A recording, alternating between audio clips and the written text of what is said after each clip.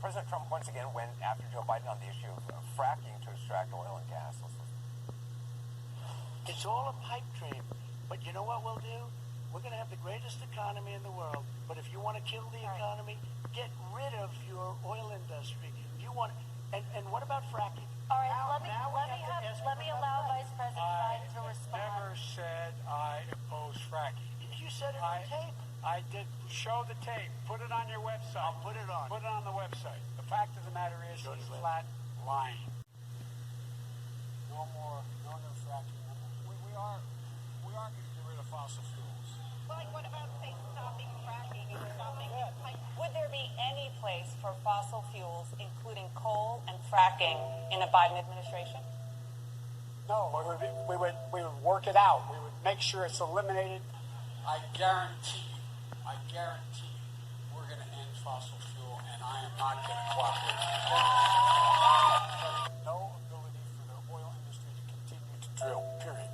Ends. Number one. 3 consecutive American presidents have enjoyed stints of explosive economic growth due to a boom in oil and natural gas production. As president, would you be willing to sacrifice some of that growth, even knowing potentially that it could displace thousands, maybe hundreds of thousands of blue-collar workers in the interest of transitioning to that greener economy? The answer is yes.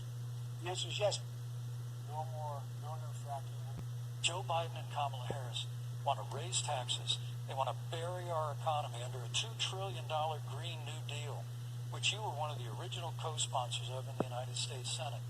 They want to abolish fossil fuels and ban fracking, which would cost hundreds of thousands of American jobs all across the heartland.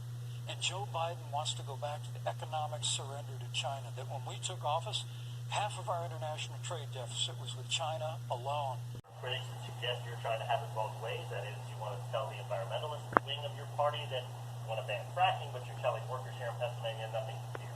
I never told the environmentalists that I'm going to ban fracking, period. Notably, of course, Biden once again lied about his record on Social Security. Let's watch. And I want you just to be straight with the American people.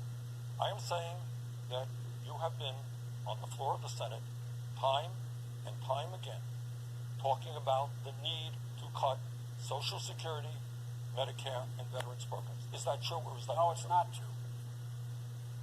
Well, great friend of the show, Ryan Grimm, wrote the definitive piece on this and documented how over decades Joe Biden has repeatedly sought cuts to Social Security. We can also, as Senator Sanders suggested last night, go to the YouTube and see Joe in his own words. When I introduced the budget freeze years ago, the liberals in my party said, it's an awful thing you're doing, Joe. You are all the programs we care about. You're freezing them. Money for the blind, the disabled, education, and so on. And my argument then is one I make now, which is the strongest, most compelling reason to be for this amendment or an amendment. And that is that if we don't do that, all the things I care most about are going to be gone. I mean, whatever happened to old conservative discipline about paying for what you spend? I'm up for re-election this year, and I'm going to remind everybody what I did at home, which is going to cost me politically. When I argued that we should freeze federal spending, I meant Social Security as well. I meant Medicare and Medicaid. I meant veterans spending. I meant every single solitary thing in the government. But there was so much more on that bad bankruptcy bill that Joe now swears he barely had anything to do with, and he certainly didn't help write. Here is Republican Senator Orrin Hatch thanking Biden for helping to write the bill. Senators Biden and Carper have worked tirelessly for years on this legislation, and they've taken some tough votes to get it done, and I admire them for it. You would expect senators from Delaware, which is the corporate state, to do their best to get this bill through, but they did. There you go.